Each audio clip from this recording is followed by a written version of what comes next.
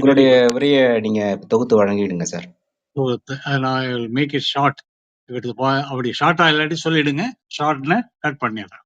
Okay. நான் வந்து ரொம்ப அதிகமா பேச போறதில்ல, சுருக்கமாவே சொல்றேன். இந்த ஆசிரியரை பத்தி, நம்மாழ்வாரை பத்தி முன்னாடியே குறிப்புகள்லாம் சொல்லிட்டாங்க சுமதி டீச்சர். அப்புறம் இவங்க, அதனால அதுக்கு முன்னாடி அவங்க கதைகளை பத்தி பேசாமல் நேரா திருவிருத்தம் என்ன பண்ணுது அப்படின்னு சொல்லிடுவோம். அந்த விருத்தம்ங்கிறதே நல்லா சொல்லுது இன்னைக்கு. அதனால அந்த விருத்தம்னா நம்ம தாயத்துல போடுவோம்ல, ஒண்ணு அப்படின்னு, அந்த தாயக்கட்டை விளையாடுறப்ப அந்த ஒண்ணு, அதாவது அதை என்ன சொன்னோம்னா, இந்த focused on one, only one thing அப்படிங்கறதான் அந்த விருத்தமே குறிக்குது. அதை தொடர்ந்து அந்த விருத்தத்தை தொடர்ந்து நல்லா பல பொருள்கள், பல எண்களையும் பல இதையும் வந்து உண்டாக்கி வருவது. அதுக்கு பிறகு அதுல அந்த தாய விளையாட்டுலயே பார்க்கலாம். மற்றது இது விருத்தம் போட்டாதான் மத்ததெல்லாம் பண்ண முடியும். அந்த மாதிரி உள்ளது. திருவிருத்தம்ங்கிற இதுல வந்து வைணவ மரபில் கொண்டாடப்படும் ஒரு அகத்துறை கிளாசிக்கல் செவ்விலக்கியம், தெய்வீக பிரேமை, ரொம்ப முக்கியமான விஷயம் அது. அந்த டிவைன் லவ் இலக்கியம் இது. இத வந்து கிளாசிஃபை பண்றப்ப இந்த 100 பாடல்களையும் திருவிருத்தம் ஆழ்வார்களுடைய 100 பாடல்களை கொண்டது. இதன் முக்கிய அம்சங்கள்ங்கிறது அதை வகைப்படுத்தணும்னா அதனுடைய ஜானர் என்னன்னா, இது வந்து இந்த திருவிருத்தம் அகத்துறையில அகத்துறை தான் இது. அந்த ஜானர்ல தான் வகைப்படுத்தப்பட்டிருக்கு. தலைவன், தலைவி, தோழி, செவிலித்தாய் ஆகியோரின் பாவனைகளில் ஜீவாத்மாவின் தலைவி பரமாத்மாவுடன், தலைவனுடன் தீவிரமான பிரேமை மற்றும் பிரிவின் இயக்கத்தை வெளிப்படுத்தும் பாடல்கள் ரொம்ப முக்கியம். இந்த லவ், அதுக்கப்புறம் வந்து அந்த பிரேக் அப்படின்னு இப்ப உள்ள லாங்குவேஜ்ல சொல்றாங்க. அந்த அதுல வந்து ஏற்படுற ஏக்கம், அதுதான் ரொம்ப முக்கியம். இந்த பிரிவினையில பிரிவினில் அது போக்கஸ் எதுன்னா தெய்வீக பிரமை தான். தெய்வீக பிரமையில பக்தி, அப்புறம் விராகம், இது விரகம் அப்படின்னு சொல்லுவோம்ல, அது பக்தியும் விரகமும். அந்த பிரேமை தான் பக்தி, விரகம் தான் அந்த பிரிவு. பரமனுடன் இந்த விரக தாபம், இந்த விரகம் அப்படிங்கிறது அந்த அதுல ஏற்படுறப்ப அந்த ஏக்கம்லாம் வந்துடும். சேரணமே அப்படிங்கிறதுல பரமனுடன் சேர துடிக்கும் ஜீவாத்மாவின் தவிப்பு, தவிப்பு நல்ல சொல். ஆற்றாமை, அதனால வந்து முடியாம போறது. ஊடல் மற்றும் கூடல் பற்றிய உணர்வுகளின் வெளிப்பாடுதான் இதனுடைய போக்கஸ் அகத்துறையில. இது ஜெனரல் இந்த ஜானர்ல உள்ள விஷயம் தான் அது. எங்க இதுல மரபுல தொடர்புல இருக்குன்னா, வேதிக் எசன்ஸ், ரிக்வேதத்தின் சாரமாக வைணவ மரபில் போற்றப்படுகிறது. ரொம்ப முக்கியம் இது. ரிக்வேதம் வந்து ஒரு 10,552 மந்திரமா என்னமோ இருக்குன்னு நினைக்கிறேன். அதுல முதல் மந்திரத்தையும் கடைசி மந்திரத்தையும் இந்த திருவிருத்தத்துல முதல் பாடலும் 100வது பாடலும் இருக்கு. மற்ற பாடல்கள் தான் அகத்துறை பாடல்கள். இந்த 2ல இருந்து 99 பாசுர அமைப்பு முதல் பாசுரம் மற்றும் இறுதி பாசுரம் தவிர மற்ற 98 பாடல்களும் அகத்துறை பாடல்களாகவே அமைந்துள்ளன. மற்ற பாடல்கள்ல வேதம் வேத இந்த ரிக்வேதத்தினுடைய சாரங்கள் வருதுன்னா வருது. ஆனா இந்தந்த பாட்டுக்கு இந்தந்த மந்திரம் தான் அப்படின்னு கிடையாது. மொத்தத்துல எல்லா பாடல்களையும் எல்லாத்தினுடைய கருத்துகளும் சாரமாகவும் அதுல வருது. அதனால மொத்தத்துல இத ரிக்வேத சாரமாகவே பாவிக்கிறார்கள் வைணவர்கள். தத்துவம், ஜீவாத்மா, இதனுடைய தத்துவம் என்னன்னா, இந்த திருவிருத்தத்துல ஜீவாத்மா, பரமாத்மா, முக்தி, ஜீவாத்மா, பரமாத்மா, முக்தி, ஆச்சாரியா உபதேசம். யார் இந்த ஆச்சாரியான்னு நான் எடுத்துக்கிட்டது எப்படின்னா, தோழிகள், செவிலித்தாய் வாயிலாக அவங்கதான் எக்ஸ்பீரியன்ஸ்டு, அனுபவப்பட்டவங்க. இவங்களோட அந்த தலைவியை விட போன்ற வைணவ தத்துவ கருத்துக்களை உணர்ச்சி பூர்வமாக வெளிப்படுத்துகிறது இந்த திருவருத்தம். அந்த இதுல அந்த if you want to make the making sense of the text, இது வந்து வெறும் சிருங்கார ரசம் இல்ல, ரொமான்ஸ், லவ் அந்த மாதிரி உள்ள விஷயம் கிடையாது. இது ஆழமான ஆன்மீக உண்மைகளை உள்ளடக்கியது. வெறும் காதல் மட்டும் அல்ல, காதலை விட மேலும் மேலும் உள்ளது. ஜீவாத்மாவின் நிலைமை, அதாவது முதல்ல பக்தர், இங்கே தலைவி. நம்ம அகத்துறை பாடல்ல இந்த திருவிருத்தத்துல இவங்களுடைய பிறப்பின் நோக்கமே என்னன்னா, அண்ணல் பகவான் அவன அண்ணலின் உறவுக்கென்றே உடல் எடுத்தல், அவன் அருளை பெறுவதற்கே உயிர் வளர்த்தல். இதுதான் அந்த பிறப்பின் நோக்கமே. ஜீவாத்மாவினுடைய பிறப்பின் நோக்கம். பிரிவின் காரணம் என்னன்னா, ஏன் பிரிவின் காரணம் வந்து கரும, குழும, ஊழ்வினை மற்றும் அண்ணலின் லீலா வினோதத்தால் ஏற்பட்ட காமக்குழியில் விழுந்து அண்ணலை பிரிதல். இது ஒரு சுழற்சியில நடக்கும் அது. அந்த வினைகள். அண்ணல் அவரும் அவருடைய வேலையிலும் அந்த அண்ணலின் லீலா வினோதத்தால் கூட இதில் ஏற்படுகிறது. இதுல இந்த பிரிவு. இதனுடைய ஏக்கம், தவிப்பு, அண்ணலை மீண்டும் சேர வேண்டும் என்ற தீவிர வேட்கை அந்த பிரிவு துயரத்தால் ஏற்படுறதுனால, பிரிவுல துயரம் வந்து சேரணுங்கிற ஒரு வேட்கையினால, வேண்டுதலால, விரகம் கொண்டு இது நடக்கக்கூடியது. இதுலதான் அந்த கைவளை கடலுதல், உடல் மெலிதல், பசலை பூசுதல், இரவுகள் ஊழி போல நீளுதல், இயற்கையின் மீதான வெறுப்பு, வாடை காற்று, கடல், சந்திரன் என வெளிப்படுத்துகிறது. உதாரணமாக பாடல் 13, 16, 47, 51, 70, 72, 77 இந்த பாடல்கள் மொத்தமாக இதுல வந்து இந்த இப்ப நான் சொல்லி இருக்கிற இந்த ஏக்கம், தவிப்பு இது முதலா உள்ள அத்தனை கஷ்டங்களும் துன்பங்களும் அதுல வெளிப்படுத்துறாரு. அதுக்கு அடுத்தது என்னன்னா, இது வந்து இந்த சொல்லப்பட்டதுல ஜீவாத்மாவுடைய இது பிறப்பின் நோக்கம், பிரிவினை காரணம், இத ஏக்கம்லாம் சொன்ன பிறகு சரணாகதி, அனைத்து உலகியல் பற்றுகளையும் விடுத்து பகவான் திருவடியில் சரணமடைதல் தான் இது முக்கியமான விஷயம்.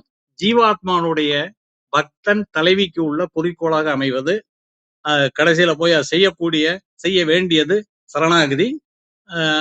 அவ திருவடியில் அடையல் தான். இது வந்து 46, 90 பாடல்கள்ல 90வது பாடல்ல இருக்கு.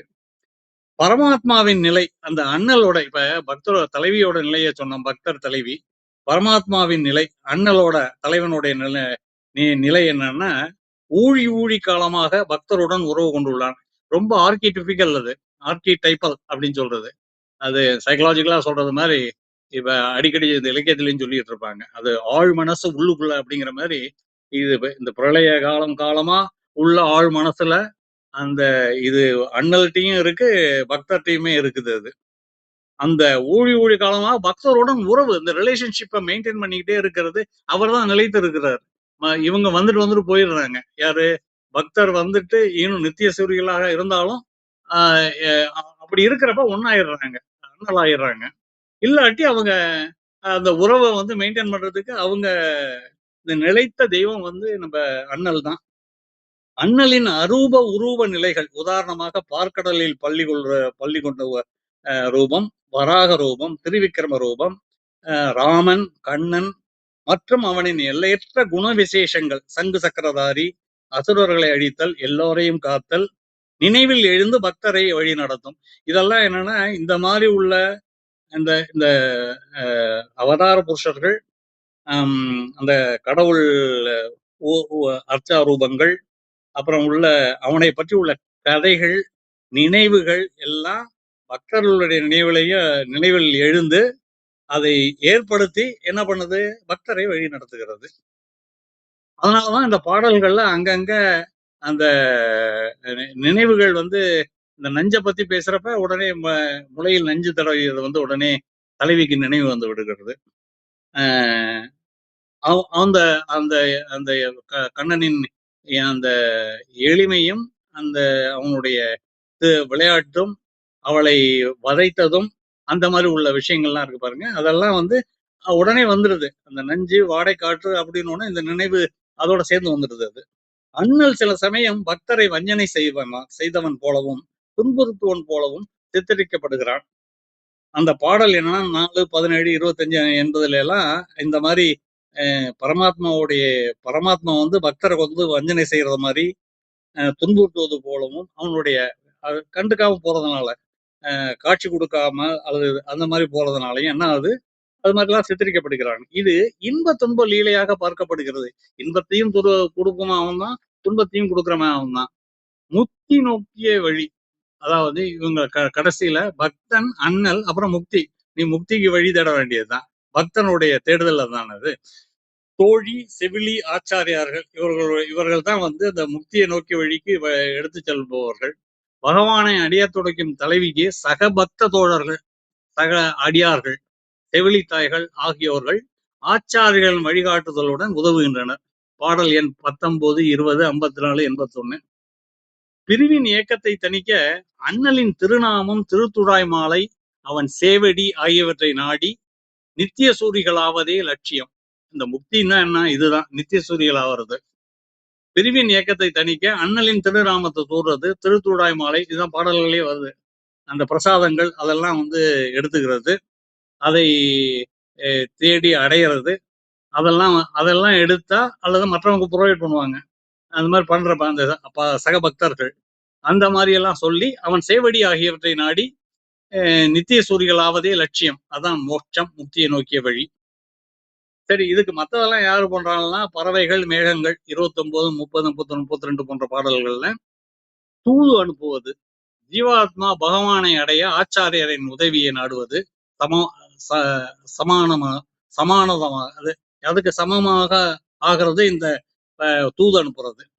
ஆச்சாரியன் துணை கொண்டு போறதுக்கு அங்க போய் இந்த வழிகாட்டி அங்க போய் அடையறதுக்கு அந்த தூதுக்கு இந்த ஜீவாத்மா பகவானை அடைய ஆச்சாரியரின் உதவிதான் இந்த தூது அனுப்பப்படுற விஷயம். அது திருவிருத்தம் என்பது நம்மாழ்வார் வழியா 100 பாசுரங்களை கொண்ட திவ்ய பிரபந்தத்தின் ஒரு பகுதி. இது ரிக்வேதத்தின் சாரமாகவும் வைணவர்கள் போற்றப்படுகிறது. அதோட அப்புறம் அகத்துறை பாவனை முதல் மற்றும் இறுதி பாடல்களை தவிர முன்னாடியே சொன்னதுதான் அது அமைந்துள்ளது. இதில் ஆழ்வார் தன்னை தலைவியாக பராங்குச நாயகியாக பாவித்து பரமாத்மாவாகிய தலைவனுடன், திருமாலுடன் சேர வேண்டும் என்ற ஜீவாத்மாவின் தீவிர விருப்பத்தையும், பக்தி காமம், இந்த விருப்பம்ங்கிறது தான் அந்த பக்தி காமங்கிறத சொல்றது, பிரிவின் துயரத்தையும் விரகமும் வெளிப்படுத்துகிறார். யாரு? நம்ம அது ஆழ்வார், நம்மாழ்வார் இவர் தலைவியாக பாவித்துக் கொண்டு, எல்லாம் பாவனை தானே, அகத்துறையே ஒரு பாவனை தானே. அது அகத்துறையில எக்ஸ்பீரியன்ஸ் ஆகும். இந்த அகத்துறை இங்க எழுதப்படுறது ஒரு பாவனையில பண்றதுதான். முக்கிய கருத்துக்கள் இதுல என்னன்னா, இதுல அதான் இவங்க சொன்னாங்க யாரோ, இந்த திரிவிக்கிரமனை பத்தியும், உலகளந்த பெருமானை பத்தியும், கிருஷ்ணனை பத்தியும், வராக அவதாரத்தை பத்தியும் ஒரு 3-4 பேரை பத்தி தான் வருது. மற்றதெல்லாம் எதுவும் வரல. இவனுடைய பெருமைகளை பத்தி, விக்கிரமனுடைய பெருமைகளை பத்தி, உலகளந்த 7 உலகங்களையும் காப்பவனை பற்றி ஒரு 35, 58, 61, 64 பாடல்கள்ல சொல்றாங்க. கண்ணனின் லீலைகள் வெண்ணெய் திருடியவன், ஒரு மூஞ்சி அப்படியே ரொம்ப இதா வச்சிருப்பாரு, ஒண்ணுமே தெரியாத மாதிரி, ஒரு பதுங்கிய திருடன் மாதிரி இருப்பார் அவரு. 7 எருதுகளை அடக்கியவன், ரொம்ப வீரத்தை எல்லாம் காட்டுறது. கோவர்த்தனத்தை தூக்கியவன், கோக்களை, அதாவது பசுக்களை, ஜீவாத்மாக்களை காப்பாத்துறது. இதெல்லாம் அந்த பாடல்கள் 21, 24, 86, 91 வருது. இதெல்லாம் நித்தியவாசம் இதான். இது வைகுந்தம் நித்தியவாசம், நித்தியசூரிகளுடன் பெருமாள் இருக்கிற இடம். இங்க பூலோகத்துல திருவேங்கடம், திருவரங்கம், திருவெக்கா ஆகிய இடங்களை பத்தி குறிப்புகள் வருது. தலங்களில் வீற்றிருப்பவன் இவன் பேரழகு மற்றும் அவனுடைய குணப்பெருமைகளை விவரிக்கிறது பாடல் 8, 33, 45, 60, 67. இதுல பாசுரங்களின் மூலம் அண்ணலை சரண் அடைந்து பிறப்பறுத்து நிச்சயச்சூரிகளாவதே லட்சியம். அதுதான் பாடல் 100ல கொண்டாந்து முடிக்கிறார் அவரு. திருவிருத்தம் ஜீவாத்மா பரமாத்மாவிடம் கொண்டிருக்கும் நித்தியமான பிரேமையையும், இது ரொம்ப முக்கியம், நித்தியம், எவர் பிரசன்ட் பிரேமை, லவ், ஊழியாக தொடரும், அது தொடர்ந்துகிட்டு தான் இருக்கு இதுவரையும். அவனுடைய தொடர்பையும், ரிலேஷன்ஷிப், உலகியல் துன்பங்களை நீக்கி, removing all obstacles and feelings of distress, மோட்சம் அடைய, விடுதலை அடைய ஆச்சாரியார் வழிகாட்டுதலுடன், அதாவது சக பக்தர்கள், மேன்மை கொண்ட பக்தர்களை தான் பக்தர் தான் ஆச்சாரியார் இருப்பாங்க. அவங்களோட வழிகாட்டுதலுடன் சரணடைவதையும் அகத்துறை சுவையின் மூலம் இந்த ஜானர் மூலயமா மிக உன்னதமாக எடுத்துரைக்கும் ஒப்பற்ற தெய்வீக இலக்கியமாகும் இந்த திருவிருத்தம். இந்த பாடல் எண் 13, 16, 47, 51, 70, 72, 77 இதெல்லாம் என்னத்தை காட்டுதுன்னா, ஜீவாத்மா ஆகிய தலைவி பரமாத்மாவாகிய தலைவனை பிரிந்தால் ஏற்படும் தீவிரமான பிரிவாற்றாமையை விரகதாபம் என்னும் மைய கருத்தை சுற்றியே அமைந்துள்ளன. இப்பாடல்களின் சாரம் மற்றும் பொதுவான தொகுப்பு எப்படின்னா, அதனுடைய எசன்ஸ் என்னன்னா, அண்ணலாகிய திருமாலுடன் கூடலின்றி தனிமையில் வாடும் ஜீவாத்மாவின் தலைவி பக்தையின் துயரமே பிரதானமாக வெளிப்படுத்தியுள்ளது. நீளும் இரவும் ஊழியாய் கழிதலும். தலைவன் பிரிவால் சாதாரணமான ஒரு இரவு பொழுது ஊழிக்காலம் 13-16 பாடல்ல, அல்லது கற்பகாலம் 70 பாடல் நம்பர்ல போல நீண்டு அவளை வருத்துகிறது. பிரிவின் துயரத்தால் வாடும் இந்த இரவு வஞ்சக இருள் பாட்டு நம்பர் 16 என்றும், தலைவன் தன்னை அழிக்க நெருங்கும் காலம் என்றும் இந்த இரவு நீண்டுகிட்டே இருக்கிறது. அந்த டைமே என்னை அழிச்சிரும் அப்படிங்கிற மாதிரி ஒரு ஃபீலிங்ல தலைவியால் நொந்து பேசப்படுகிறது. அதுதான் அந்த நீளும் இரமும் ஊழியாய் கழிதலும். ஊழியாய் கழிஞ்சு போறதுனால, நீண்டு போறதுனால அவளுடைய எப்படி வருத்தப்படுறா, அதை எப்படி திட்டுறா, அப்படி அந்த துயரத்தை பத்தி அதுல பேசுது. இந்த இயற்கை உறுத்தலும் மாறுபடுதலும். பிரிவின் துயரத்தின் மிகுதியால் குளிர்ச்சி தரும் இயற்கை பொருட்கள் கூட அவளுக்கு துன்பம் இழைப்பதாக கூறப்படுகிறது. இது இவளுடைய மென்டல் ஸ்டேட், இவளுடைய மூட் ஸ்டேட்டுக்கு தகுந்த மாதிரி மாறுது. தலைவன் கிடைச்சிருவான் அப்படின்னு நம்பிக்கை வந்ததுன்னா அதே வாடை ரொம்ப குளிரா இருக்கும், இல்லாட்டி சுடும், அது மாதிரி இருக்கும். வாடை காற்று இது அண்ணலின் துளசி மாலையை சுமந்து குளிர்ச்சியை கொடுக்காமல் மாறாக நெருப்பை போல் சுட்டு வாட்டுகிறது. பாட்டு 13-47. சந்திரன் இரவு நேரத்தில் தோன்றும் சந்திரனின் ஒளியும் நெருப்புடன் கூடிய வாடை நெருப்பு போல கொடியதாக மாறி அவளை பிளக்க பார்ப்பது போலவும் துன்பத்தை அதிகரிப்பது போலவும் உள்ளது. 47-72 பாடல். கடல் இது பூரா இந்த பிரகிருதி, இதனுடைய அந்த உலகம் சுற்றுள்ள இந்த பொருட்கள்லாம் பத்தி குறிப்பா சொல்றது. அது எப்படி துன்பப்படுத்துது இவங்களை இதுல போய் சேர விடாம, அண்ணலுடன் சேர விடாமல், பார்க்கடலை கடந்த பெருமானின் துளசி மாலையை விரும்பி கடல் தன்னுடன் சக்காலதி சண்டை போடுவது போலவும் அவளது கைவளையலை கழற்றுவது போலவும் அவளது ஆற்றாமை வெளிப்படுகிறது. பாடல் 51. உடலளவில் வெளிப்படும் பெருவி துயரம் விரக லட்சணங்கள். இந்த உடலளவில் வெளிப்படும் இந்த பிறவி துயரம், பிரிவின் தாபம் தலைவியின் உடல்நிலையில் பல்வேறு மாற்றங்களை ஏற்படுத்துகிறது. மசலை நோய், மாமை நிறம் அழிதல், வளையல் கழலுதல், துன்பம் அதிகரித்தல். இந்த 7 பாடல்களும் திருமாலின் திவ்ய அனுபவத்தை, திருத்துழாய் மாலை அனுபவம், இந்த அனுபவத்தை, திருமாலின் திவ்ய அனுபவத்தை அடையாததால், அது திருத்துழாய் கிடைக்காததால், திருமாலுடன் அனுபவம் கிடைக்காததனால் ஜீவாத்மா அடையும் உச்சக்கற்ற பிரிவாற்றாமையையும் அதனால் ஏற்படும் உடல் மற்றும் மனத்தளவுகளையும் இயற்கையின் கொடிய பாதிப்பையும் விரக லட்சணங்களையும் அகத்துறை பாவனையில் ஆழமாக பதிவு செய்துள்ளது. பாடல் எண் 46, 90 ஆகியவை திருவிருத்தத்தின் முக்கியமான தத்துவ கருத்தான சரணாகதி, பிரபத்தியை மற்றும் நிலைவேறு ஸ்டெபிலிட்டி ஆகியவற்றை வலியுறுத்துகின்றன. அவற்றின் கருத்தை தனித்தனியாக இப்ப பார்த்தோம்னா, 46 அதை பத்தி பிரிமதா பேசினாங்கன்னு நினைக்கிறேன். பாடல் 46 அவங்க தானே? 46. இதுல அந்த கற்ற துணிவை விட்டுவிட வேண்டியதுதான். தூது சென்ற என் நெஞ்சு ராவணன் அழித்த திருமாலின் திருவடியில் சரணம் கொண்டது, திரும்பி வரவே இல்லை. கற்றது துணிவுங்கிறது அறிவு, அடக்கம். தலைவி ஜீவாத்மா என்ன பண்றா, தன்னுடைய அறிவு, ஆச்சாரம் அல்லது சுயமாக பகவானை அடைய முயலும் முயற்சிகள் போன்றவையை துணிவு என்கிறாள். தலைவி தான் துயரம் பொறுத்து தலைவனை அடைய போராடிய தன்னுடைய சாமர்த்தியத்தை, செல்ஃப் எஃபர்ட், இப்போது கைவிட்டு விடுகிறாள். நெஞ்சு தூது செல்லுதல். தலைவனின் பிரிவால் வாடிய ஜீவாத்மாவின் நெஞ்சம் அவனுக்காக தூது செல்கிறது. ஆனால் அது பகவானின் திருவடிகளில் அழகிலும் குணங்களிலும் மயங்கி அங்கே நிலை பெற்று விடுகிறது. பகவானின் இந்த செயல் ராவணனை அழித்த திருமால் ராமவதாரத்தில் அவனது அருளின் மேன்மையையும் எளிதில் அடையக்கூடியவன் யாரு? ராமன். அடியாரை காக்கும் வல்லமையும் காட்டுகிறது.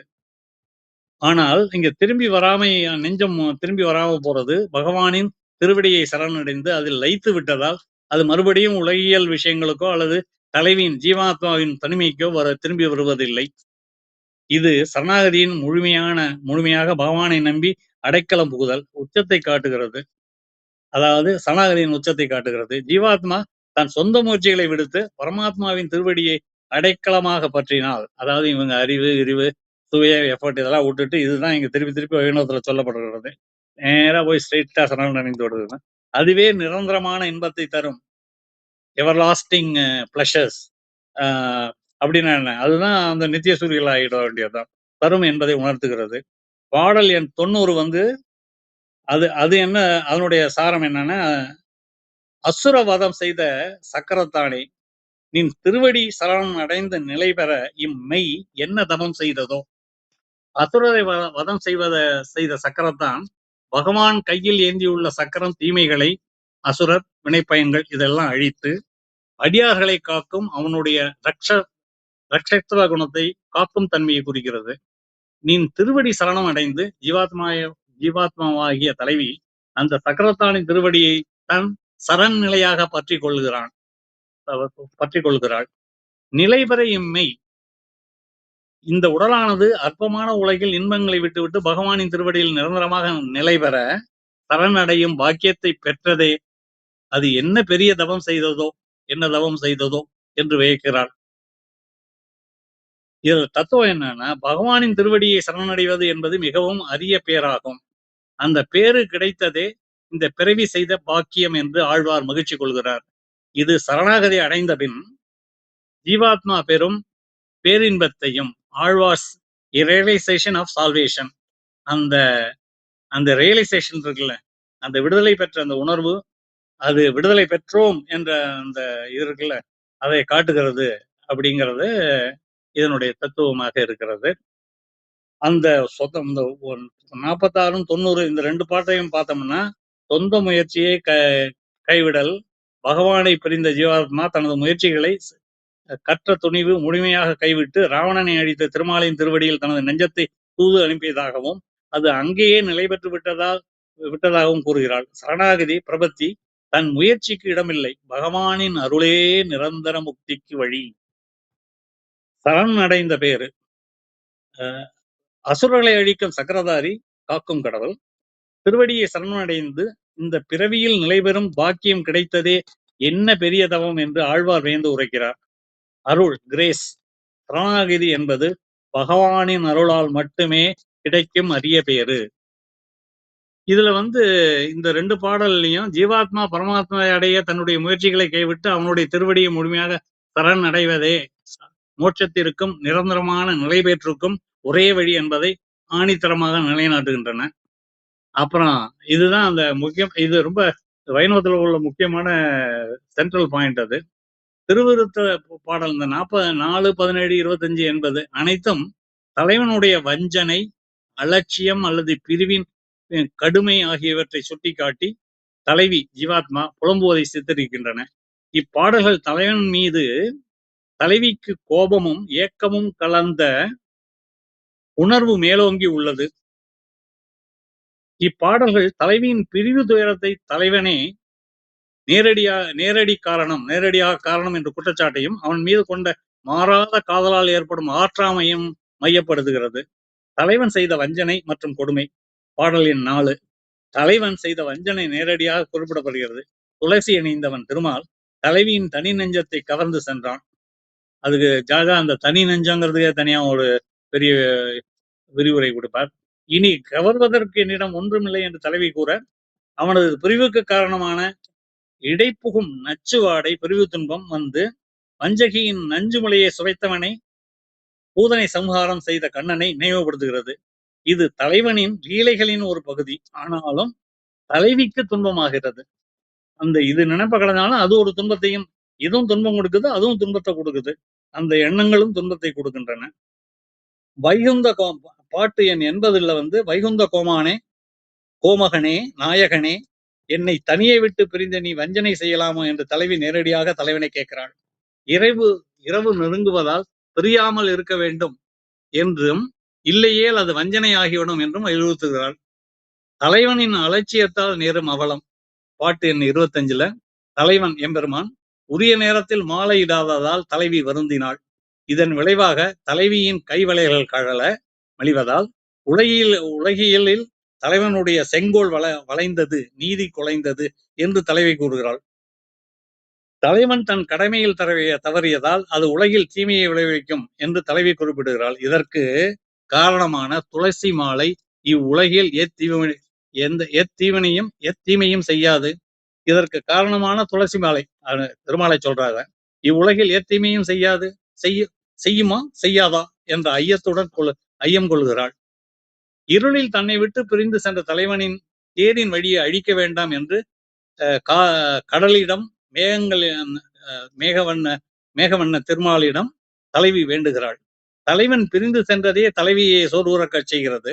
தலைவன் பிரிந்து செல்ல முடிவெடுத்த பின்னும் தலைவி அவனையே நினைத்து அவன் சென்ற தடயம் அழியாமல் இருக்க வேண்டுகிறாள். உள்ளுக்குள்ள அதை போட்டுக்கிட்டே இருக்கணுங்கிறதுக்காக பார்வையில ஒரு கியூவா அந்த தடயம் அழியாமல் இருக்கணும் அப்படிங்கிறத அந்த நினைப்பு தன் மனசுலயே ஓடணுங்கிறதுக்காக அந்த வழித்தடம் அழியாமல் இருக்கணும்னு பாதுகாக்கணும்னு நினைக்கிறான். இந்த 4 பாடல்களும் பரமாத்மாவின் லீலையின் ஒரு பகுதியாக பிரிவை கண்டித்து தலைவி அடையும் ஆற்றாமையை வெளிப்படுத்துகின்றன. திருமால் தன் மீது கொண்ட காதலை அலட்சியம் செய்வதாகவோ அல்லது வஞ்சனை செய்வதாகவோ தலைவி கருதுகிறாள். தலைவனுடைய பிரிவால் உடல் மெலிவது மட்டுமின்றி அவனது பிரிவு உலகியலில் நீதி குறைவையும் செங்கோல் வளைதல் ஏற்படுவதாக தலைவி தன் துயரத்தை மிகப்படுத்தி கூறுகிறாள். அதான் அது செங்கோல் வளைந்தது நீ என்னை பார்க்காம போனதுனால அப்படிங்கிற. இது ஜீவாத்மாவின் மீது பரமாத்மா பிரியாமல் இருப்பதின் அவசியத்தை ஆழமாக உணர்த்துகிறது. அதனால இந்த மாதிரி ஜீவாத்மா பிரியாமல் இருக்கணும் அப்படிங்கிறதுக்காக ஏற்பட்ட சூழலை ஜீவாத்மா கோருவதாக இதுல இருக்கு. அடுத்தபடி நீங்கள் அப்புறம் இதுல அடுத்தது போயிடுறேன் அதிகமாக.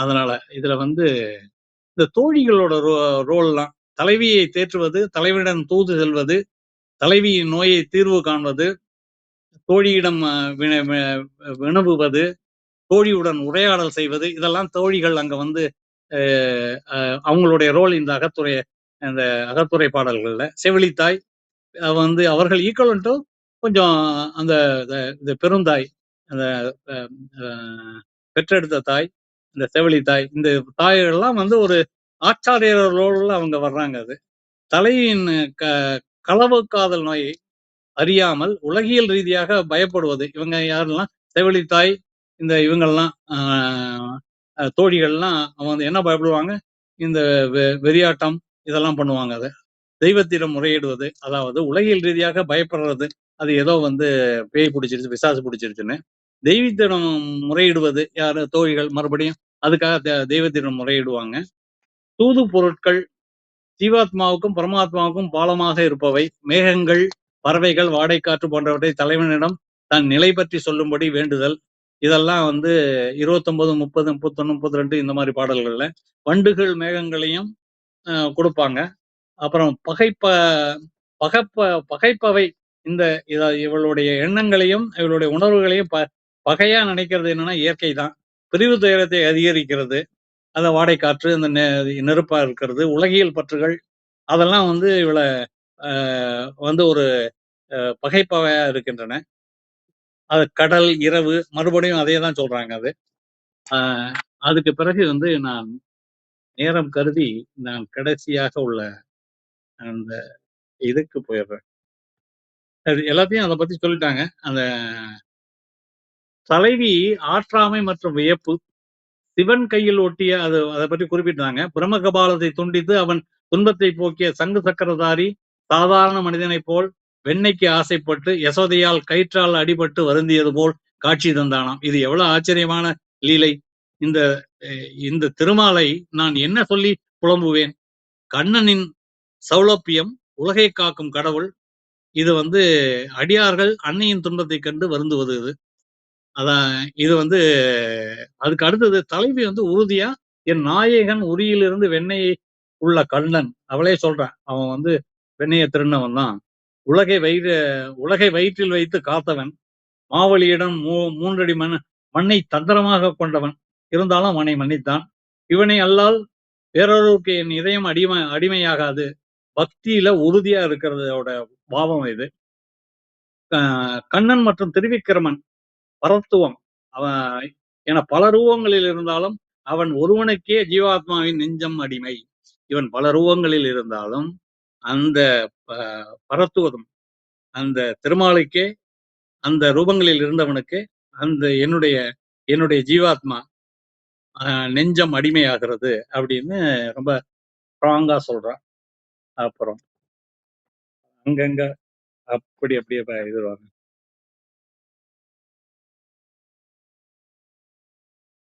அந்த இதுல 8வது பாடல்ல தலைவி தலைவனுடைய பார்வையும் செய்கையும் ஒரு வெளிப்பூச்சு தான்.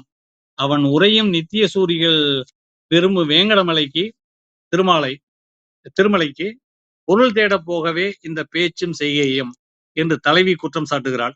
பகவான் இருக்கும் இடத்தில் திருவேங்கடம் பெருமை மற்றும் அவன் மீதான தலைவியின் பிடிவாதம். அதாவது அவங்க அந்த இதுக்காக பொருள் தேடுவதற்காக அங்க போறான். அவன் பேச்செல்லாம் ஒரு மாதிரி சேல்ஸ்மேன் பேச்சா பேசிக்கிட்டு இருக்கான் அப்படின்னு ஒரு விமர்சனமா அவன் மேல் தலைவன் மேல் ஒரு இதை வைப்பான். அதுக்கு பிறகு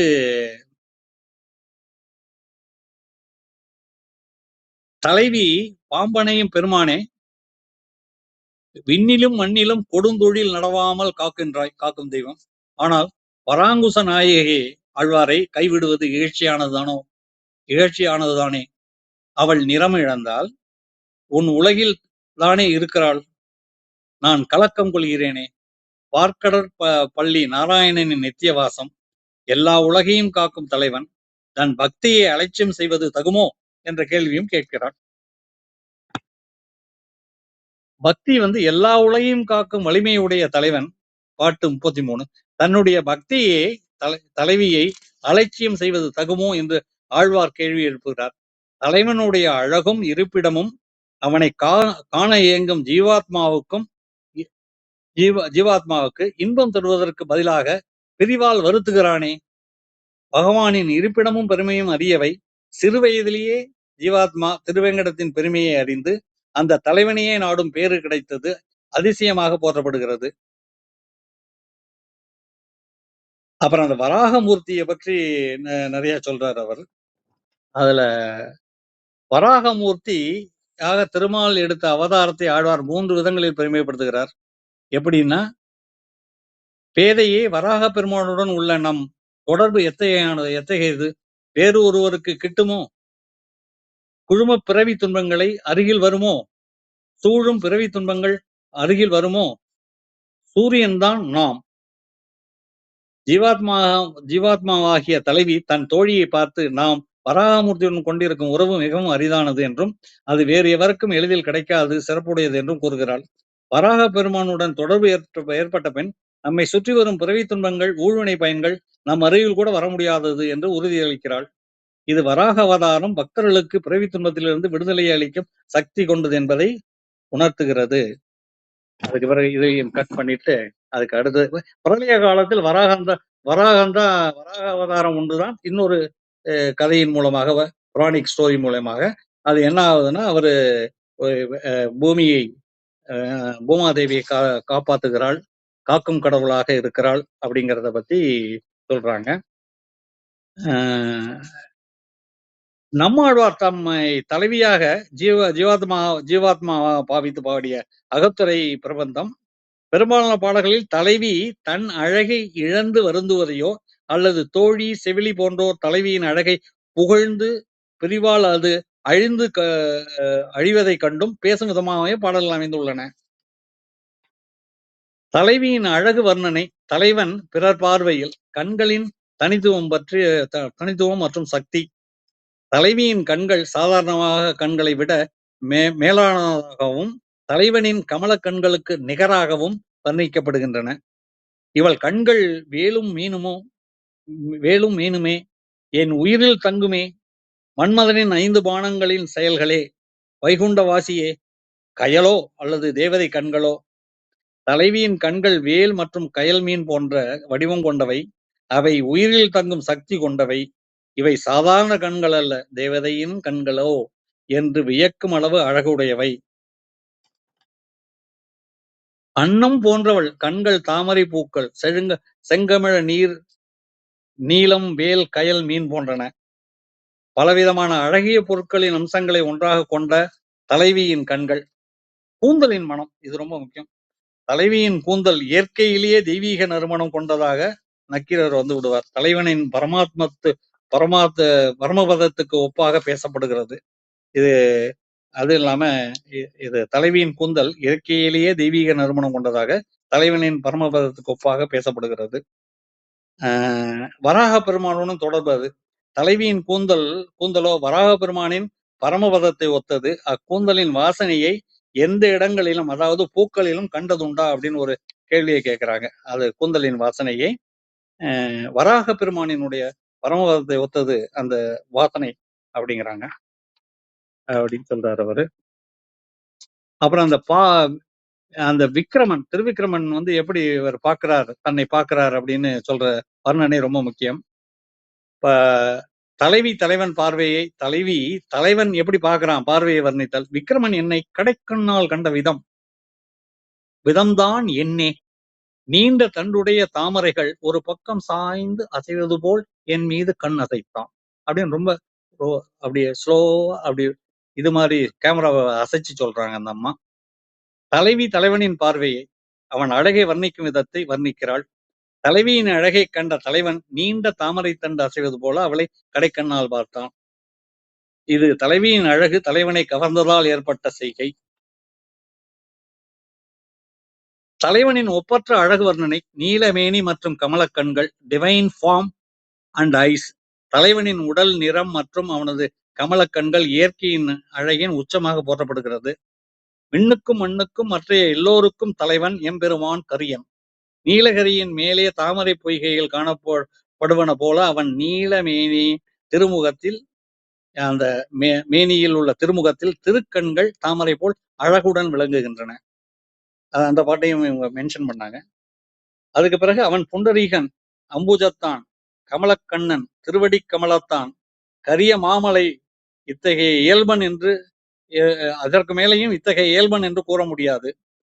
ஒரு அடுக்கா அடிக்கிட்டு அதுக்கு மேலேயும் அழகு இப்படின்னு கூற முடியாது. அளவிட முடியாத ஞான அழகு, அதுதான் ரொம்ப முக்கியம் இதுல.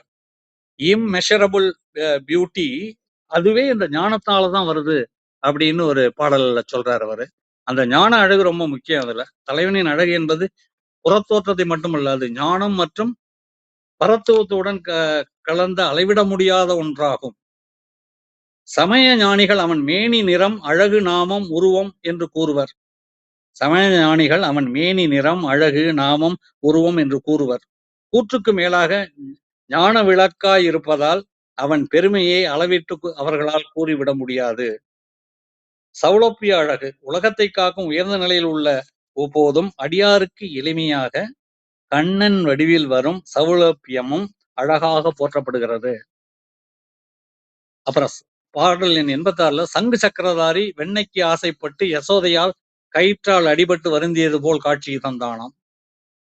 கயிற்றால் அடிபட்டு அப்போ வருந்தியது போல் காட்சி தந்தானாம். விஸ்வரூப அழகு.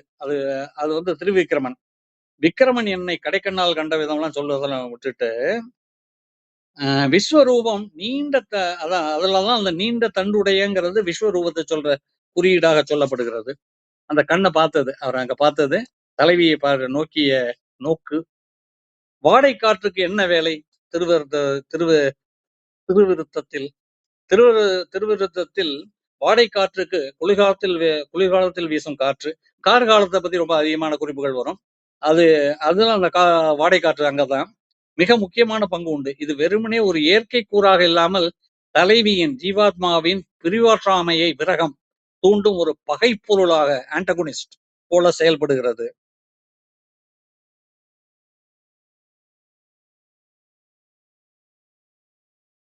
பிரிவை உணர்த்தும் பகைவன் பொதுவாக குளிர்ச்சியை தர வேண்டிய வாடை காற்று தலைவன் பிரிந்திருக்கும் போது தலைவிக்கு நெருப்பை போல கடுமையாக துன்பத்தையும் துயரத்தையும் கொடுத்து வருகிறது. காம வேட்கை தூண்டுவது வாடைக்காற்று வீசும்போது தலைவிக்கு தலைவனுடன் இணைய வேண்டும் என்ற காம வேட்கை, தெய்வீக பிரமை மேலும் அதிகரிக்கிறது. இது அவளது தனிமையை ஆழமாக உணர்த்துகிறது. அப்படியாக இதெல்லாம் இதை எழுதி இதை போயிட்டே இருக்கலாம். இதை முடிச்சுட்டு கடைசியாக முடித்து விடுகிறேன். ஒரு ஒரு 2 மினிட்ஸ்.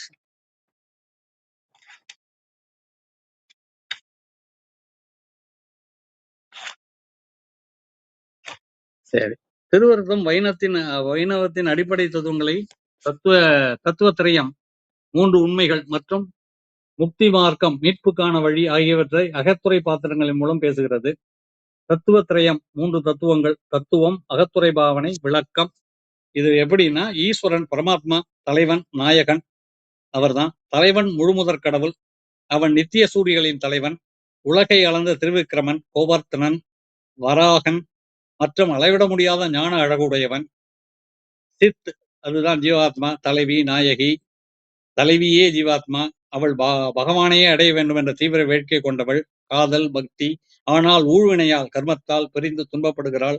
அவளுடைய இலக்கு முக்தி அடைவதே. பாடல் 100, 47, 70, 95. அசித், இந்த பிரகிருதி, உலகம், இயற்கை பொருள்கள், வாடை, காற்று, சந்திரன், கடல் ஆகியவை பகவானை பிரிந்திருக்கும் பொழுது அசித் துன்பங்களை தரும் பகைவனாக சங்கரிக்கிறது, புரிகிறது. கூடல் ஏற்படும் போது அசித்து இன்பம் தரும் நண்பனாக மாறுகிறது, பகையே நண்பனாகி விடுகிறது. பக்தி மார்க்கம், காதல், தலைவன் மீது கொண்ட தீவிரமான காதலே பக்தி, பிரேமை, முக்திக்கு அடிப்படை. இது ரொம்ப முக்கியம். முக்தி மார்க்கம் வழிபாட்டு முறை, மீட்பின் வழி தலைவன் மீது கொண்ட தீவிரமான காதலே பிரேமை, முக்திக்கு அடிப்படை. இந்த அதீத காதலால் வரும் பிரிவாற்றாமை, விரகம் என்பது உலகியல் பற்றுகளிலிருந்து விலகும் ஆழமான ஆன்மீக தாகமாகும். பிரசாதத்தின் மகிமை, தலைவனுடன் தொடர்புடைய பொருட்கள், திருநாமம், துளசி மாலை, திருவடிமண் மருந்தாக செயல்படுகின்றன. இது பகவானின் அருளை பெற்று பிரசாத சேவைக்கு உள்ள முக்கியத்துவத்தை குறிக்கிறது. ஆச்சாரியன், தலைவிக்கு வழிகாட்டுபவர்களாக தோழிகள் மற்றும் செவிலித்தாய்கள் ஆகியோர்கள் ஆச்சாரியர்கள் மற்றும் சகபக்தர்கள். பகவானை அடைய 20:54 பகவானை அடைய ஆச்சாரியரின் பரிந்துரையும் புருஷாகாரம் வழிகாட்டுதலும் அவசியம். சரணாகதி, இது திருவிரதத்தின் மிக உயர்ந்த தத்துவம். ஜீவாத்மா தன் சுயமுயற்சியை கைவிட்டு முழுவதுமாக பகவானுடைய திருவடியில் சரணடைவதே பிறவி துன்பத்திலிருந்து விடுபட ஒரே வழி என்று அறிவித்து கூறுகிறது. திருவிரதத்தை படிப்பவர்கள் பொல்லா உழுவனையில் அழுந்த மாட்டார்கள். சகதி போன்ற பொய் உலகில் பிறவி பெறாது முக்தியை அடைவார்கள். பாடல் 100 என்று நம்மாழ்வார் உறுதி அளிக்கிறார். இது மொத்தமாக நான் இது என்னால் முடிந்த வரையும் தொகுத்து பார்த்தேன். நடுவில் நிறைய விட்டுட்டேன், ஏன்னா அதை முடிக்க முடியாது இவ்வளவு நேரத்துக்குள்ள. ஆனால் இதை சொல்லிக்கிட்டே இருக்கிறத விட சுருக்கமாக இதுல நம்மாழ்வார் எப்படி இந்த இந்த திருவிருத்தம் எப்படி அகத்துறை பாடலாக ரிக்வேத சாரத்தை கொண்டாந்து பெருமாளின் ஈஸ்வரன், அந்த ஜீவாத்மா, பிறகு பிரகதி, இதனுடைய தொடர்புகள், இதை எப்படி அந்த முக்தி மார்க்கத்தை அடையக்கூடிய வழிகளில் சொன்னதுல அந்த அறிவு ஞானத்தை எல்லாம் விட்டு சரணடை அப்படின்னு சொல்லக்கூடிய ஒரு வழிமுறை. அந்த பிரேமை அது ரொம்ப முக்கியம். அப்படி இருந்தாதான் நீங்க அதெல்லாம் விட்டுட்டு அந்த பிரேமையினாலதான் அந்த எண்ட் பாயிண்ட் தான் சரணடைய சொல்லும். அந்த பிரேமை இல்லாட்டி அங்க போய் நிக்க முடியாது. அந்த பிரேமை வேண்டும். அதுதான் அந்த லவ், பிரேமை. அந்த ரிலேஷன்ஷிப் எப்பொழுதுமே இருக்கு, எவர் லாஸ்டிங். அது எவர் லிவிங். அந்த ஆழ் மனசுல, தொல் மனசுல ஊழி காலமா இருக்கும் அந்த காதலை, பிரேமையை, பெருமாள் மீது கொண்ட பிரேமையை தக்க வைத்துக் கொண்டு, இந்த இப்பிறவியிலும் தக்க வைத்துக் கொண்டு, அந்த பிரேமத்துடன் அந்த அறிவு அந்த மாதிரி டிசெக்ஷன் எல்லாம் பண்ணாம ஒரே சரணாகதியாக அவன் திருவடியை அடைவதே முக்திக்கு வழி, நித்திய சூரியர்களாக ஆகலாம் என்பதாக முடித்துக் கொள்கிறேன். நன்றி சார். 100 பாசுரங்களையும் இவ்வளோ சுருக்கமா சொல்ல முடியுன்றது உங்க மூலியமா தெரிஞ்சுக்கலாம். அது எல்லா 100 பாசுரங்களையுமே அலசி ஆராய்ஞ்சி அது வெவ்வேறு ஜேர்னல்ல கொண்டு போய் அழகா ஒழுத்திமா அடுக்கி கடைசியில தத்துவம், அவதாரங்கள், அப்புறம் அந்த திருவிருத்தத்தோட சிறப்பு, அப்புறம் முக்கியமான சொற்கள்லாம் எது எதுன்னு எங்கெங்க நிறுத்தி இதெல்லாம் முக்கியமான சொல்லு, முக்கியமான பொருள் அப்படின்னு ரொம்ப அழகா அங்கங்க நிறுத்தி எடுத்து கொடுத்தீங்க.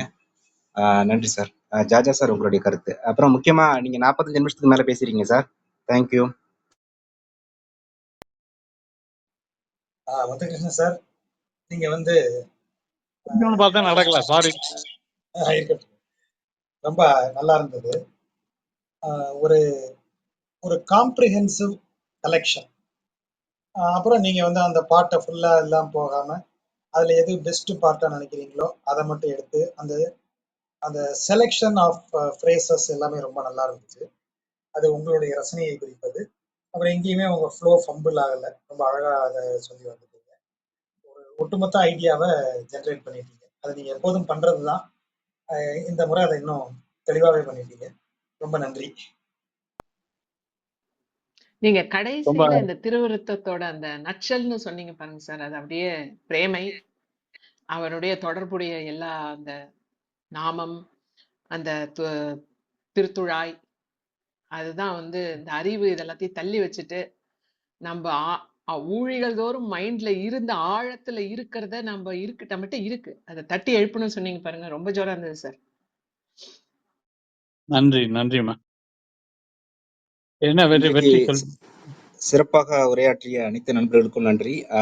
அரவிந்த் ஆக்ஷன், சுமதி மேடம், பிரியம்பதா, முத்துகிருஷ்ணன் சார், தொகுத்து வழங்கணும் முத்துகிருஷ்ணன் சார், அனைவருக்கும் நன்றி.